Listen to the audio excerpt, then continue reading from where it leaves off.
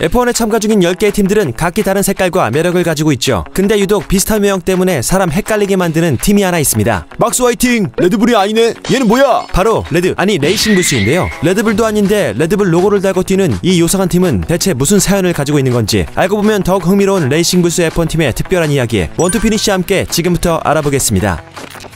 레이싱부스 F1 팀의 정식 이름은 비자 캐시앱 레이싱부스 F1 팀입니다. 해외에서는 이런 길고 오묘한 팀의 이름의 앞글자를 타서 V캅으로 부르기도 하죠. 레이싱부스는 이름에서도 외형에서도 레드불 팀의 또 다른 형제 같은 느낌을 많이 받는데요. 바로 레드불 기업이 이 팀을 소유하고 있기 때문입니다. 우리가 아는 음료수 회사 레드불은 F1에서 2개의 팀을 운영하고 있습니다. 하나가 오라클 레드불 레이싱, 소위 그냥 레드불이라고 불리는 팀이고, 다른 하나가 오늘 주인공인 레이싱부스 F1 팀입니다. 레드불이 2개의 팀을 운영하는 주된 이유는 일단 레드불 창업자였던 디트리 마테시치가 F1 진출을 선언했을 당시 F1 팀 2개 정도는 거뜬히 사들일 만큼 돈이 엄청나게 많기도 했고, 지난번 레드불 편에서 언급한 것처럼 레드불 F1 팀을 단시간에 정상으로 올라서게 만든 주요 전략 중 하나인 레드불 주니어 프로그램을 더욱 효과적으로 운영할 수 있기 때문이기도 했습니다. 쉽게 말해 레드불 팀은 F1 챔피언을 목표로 하는 소위 1군 팀이고, 레이싱부스는 그런 레드불의 우승을 위해 서포트하는 소위 2군 팀으로 레드불이 키우는 유망주들이 실전 경험을 쌓을 수 있는 기회를 제공하는 역할을 맡는 거죠. 하지만 두 팀은 모든 부품을 서로 공유하는 것도 아니고 자체적으로 차를 디자인하고 있으면서 독립적인 예산을 가지고 있는 엄연히 다른 팀이긴 합니다. 레이싱부스는 이탈리아에 국적을 둔 F1 회사로 그 전신은 미나르디 F1 팀에서 시작됐습니다. 미나르디는 1985년에 설립된 나름대로 오래된 레이싱 팀이지만 창단 직후 줄곧 만년 꼴찌만 하던 존재감이 없던 팀이었죠. 팀이 만들어지고 3년 동안 단 한 번도 포인트를 기록하지 못했고, 창단 4년 차인 1988년에 드디어 처음으로 1포인트를 따냈지만 그게 해당 시즌의 유일한 포인트였다는 거. 이후로도 형편없는 성적으로 최하위 자리를 벗어나지 못했지만 그래도 거대 자본에 휘둘리지 않고 적은 예산으로 꿋꿋이 F1에 참가했기에 이 팀의 이런 끈기와 스포츠 정신을 은근히 좋아하던 팬들도 꽤 있었습니다. 미나르디는 2005 시즌을 마지막으로 레드불에 인수되어 스쿠데리아 토로 로쏘란 이름으로 재탄생하게 됩니다. 여기서 토로는 이탈리아로 황소, 로쏘는 빨강을 의미하는데요. 따라서 토로 로쏘는 빨간 황소, 아예 대놓고 처음부터 레드불 2군 팀의 포지션으로 F1에 참가하게 됩니다. 초기에는 차량의 컬러나 디자인도 레드불 팀과 매우 비슷해서 팬들이 구분하기 힘들었을 정도로 레드불 팀의 쌍둥이 행세를 했지만 실력까지 카피할 순 없었죠. 토로 로쏘는 미나르디가 늘 그랬듯 F1 챔피언십의 하위권에서 계속 벗어나지 못했습니다. 다만 2007년 루키로 합류한 세바스찬 베텔의 포텐이 조금씩 터지면서 2008년에는 이탈리아 그랑프리에서 폴 트윈을 기록했고, 그해 시즌 6위를 기록하는 등 놀라운 성적을 보여주기도 했습니다. 하지만 2군 팀은 결국 1군 팀을 위해 존재하는 어쩔 수 없는 숙명을 지니고 있죠. 챔피언의 자질을 보인 세바스찬 베텔은 곧장 레드불 팀으로 콜업되어 레드불을 정상에 올려놓으며 수년간 F1을 씹어먹는 동안 토로 로쏘는 다시 바닥을 기는 팀이 되었습니다. 그래도 넷플릭스 F1 다큐의 흥행주역인 미소천사 다니엘 리카도와 훗날 4연속 챔피언을 차지하게 된 막스 베르스타펜뿐 아니라 다니엘 크비앗, 카를로스 사인츠 주니어, 알렉스 알본, 피에르 가스리 등 훌륭한 선수들을 여럿 발굴하고 키워낸 드라이버 양송소 역할은 그나마 충실히 수행하고 있었죠. 2020년 토로 로쏘는 레드불의 패션 브랜드 알파타우리의 스폰서를 받으며 팀명도 스쿠데리아 알파타우리로 변경됐습니다. 뿐만 아니라 기존 토로 로쏘 시절과 다른 다크블루와 화이트로 구성된 팀 컬러를 사용하며 레드불 쌍둥이 틀을 벗어낸 색다른 모습을 보여주기도 했죠. 알파타우리 팀은 리브랜딩 이후 팬들을 깜짝 놀라게 할 만한 모습도 몇 번 보여줬는데요. 지난번 레드불 편에서 언급한 세컨드 드라이버 저주의 피해자 중 하나였던 피에르 가슬리는 2020년 이탈리아 그랑프리에서 깜짝 우승을 차지하며 토로 로쏘 시절 이후 12년 만에 우승을 기록했고, 2021년에도 포디움에 오르는 등 나름 괜찮은 성적을 기록하기도 했죠. 하지만 알파타우리 팀은 대체로 경쟁력을 갖추지 못하고 여전히 하위권에서 허우적댔습니다. 2022년 시즌 종료 후 그나마 팀에서 좋은 성적을 내주던 가슬리마저 알핀으로 이적하자 포뮬러2 챔피언 출신이자 윌리엄스 팀 소속으로 F1 참가 경험이 있던 닉 드브리스를 영입했지만 매경기 처참한 수준의 경기력을 보여주며 결국 몇 경기 만에 다시 방출해버렸고, 과거 레드불에서 좋은 성적을 보였으나 어느새 온라인 홍보당당 쩌리가 되어버린 다니엘 리카도를 다시 시트에 앉혀봤지만 차가 문제인 건지 사람이 문제인 건지 아니면 팀이 문제인 건지 답이 없는 총체적 난국인 상황에서 알파타우리는 2023 시즌을 마무리했습니다.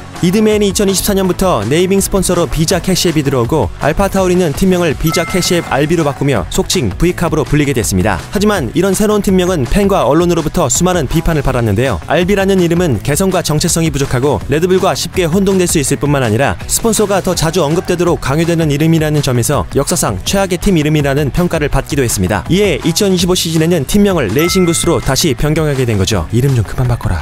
이런 복잡한 리브랜딩 기록은 현존하는 F1 팀 중 가장 많이 이름이 바뀐 팀 2위에 해당하는 기록이라고 합니다. 1위가 또 있어? 그래도 레이싱부스는 최근 폼이 오르며 역대급 시즌을 보내고 있는 중인데요. 2025년 시즌 9라운드 라운드 기준 컨스트럭터 챔피언십 7위에 오르며 중위권에서 경쟁력 있는 모습을 보이고 있습니다. 아직까진 포디움에 오르지 못했지만 그래도 퀄리파잉 Q3에 오르는 모습을 여러 번 보여주며 그저 레드불 2군 팀으로 머무는 게 아니라 그들 스스로도 밝게 빛날 수 있다는 걸 최근 성적으로 증명해내고 있죠. 레이싱부스는 올 시즌 어디까지 올라갈 수 있을까요? 현재 레이싱부스의 드라이버들은 레드불 콜업을 꿈꾸고 있는 루키 듀오입니다. 먼저 리암 로스는 2002년생 뉴질랜드 출신 드라이버로 F2, 슈퍼포뮬러, DTM 등 다양한 시리즈에서 검증된 레드불의 기대주였습니다. 그가 처음 F1에 데뷔한 건 2023년 당시 알파타우리 소속이던 다니엘 리카도가 프랙티스 주행 중 사고로 손부상이 발생하며 경기에 나갈 수 없게 되자 급히 대타 선수가 필요해졌고 로슨이 단 2시간 만에 호출돼 네덜란드 그랑프리에 대체 출전하게 됐습니다. F1 데뷔를 꿈꾸던 로슨에게 이건 무대가 아니라 시험대였습니다. 완주만 해도 잘했다고 평가받을 수 있는 상황이었지만 로슨은 기대 이상의 주행을 보여주며 사람들을 놀라게 했죠. 그리고 이어진 2023년 싱가포르 그랑프리에서 9위로 결승선을 통과하며 F1 데뷔 첫 포인트이자 당시 알파타우리 팀의 시즌 첫 포인트를 안겨주기도 했습니다. 하지만 그런 인상적인 퍼포먼스를 보여주고도 2024년 정식 시트는 결국 받지 못했고 대신 레드불과 레이싱부스의 리저브 드라이버로 남아 시뮬레이터, 프랙티스 스테이션, 테스트 등에 참여하며 팀을 묵묵히 뒷받침했습니다. 언제 올지 모를 다음 기회를 위해 조용히 하지만 꾸준히 준비해왔던 거죠. 그리고 마침내 2024년 하반기에 다니엘 리카도가 방출되며 RB의 남은 경기에 정식 드라이버로 참가했고 2025년에는 풀시즌 드라이버로 그것도 무려 레드불의 세컨드 드라이버로 시즌을 시작하게 됐습니다. 하지만 역시 독이 든 성배를 건드렸던 걸까요? 그도 세컨드 드라이버의 저주는 피하지 못했습니다. 시즌 시작부터 레드불 차량에 줄곧 적응하지 못하며 막스와의 엄청난 격차를 보였고 결국 단 2경기 만에 유키 츠노다와 자리를 바꾸며 다시 2군 팀인 레이싱부스로 강등되고 맙니다.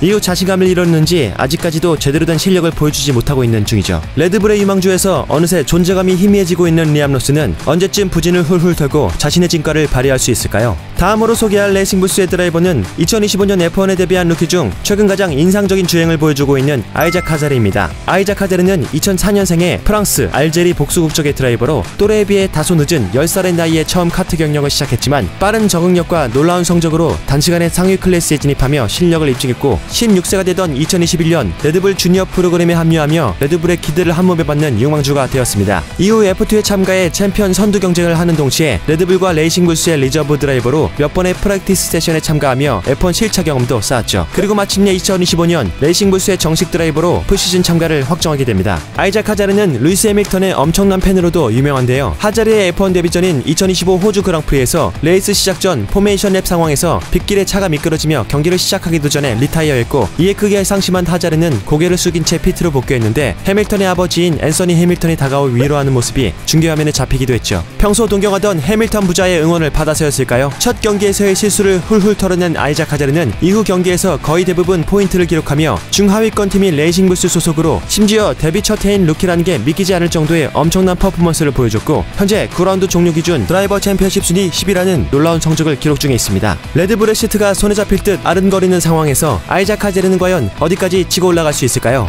우승이 아닌 육성을 목표로 F1에 참가하는 기이한 운명을 가졌지만 그렇기에 더욱 과감한 도전 정신을 지닌 레이싱부스. 만년 하위권에서 어느덧 중위권까지 도약한 이 팀은 어떤 결과로 또다시 팬들을 깜짝 놀라게 할까요? 레이싱부스의 빛나는 도전을 여러분도 함께 지켜보시죠. 좋아요와 구독은 F1보다 빠르게 알림 설정까지 해두면 완벽하겠죠? 그럼 다음 영상에서 만나요.